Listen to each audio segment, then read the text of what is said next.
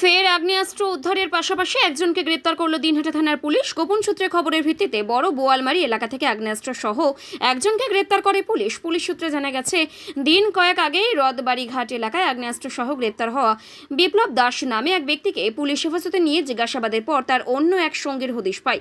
এরপরে গোপন সূত্রে খবরের ভিত্তিতে ছোট বোয়ালমারি এলাকার বাসিন্দা মুর্শিদ আলম ওরফে সোহাগ নামে এক ব্যক্তিকে বড় গোয়ালমারি এলাকা থেকে পুলিশ গ্রেপ্তার করে।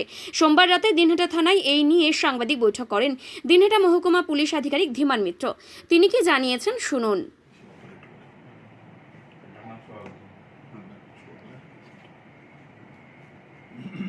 স্যার বলছিলাম আজকে একটা আনসার ধরা পড়েছে, কি বিষয়? আপনারা জানেন যে গত 27 সেপ্টেম্বর সোর্স ইনফরমেশনের ভিত্তিতে আমরা বিপ্লব দাসকে অ্যারেস্ট করেছিলাম। এরপর তাকে আমরা রিমান্ডে নিই, পুলিশ রিমান্ডে, এবং পুলিশ রিমান্ডে নেওয়ার পর জিজ্ঞাসাবাদে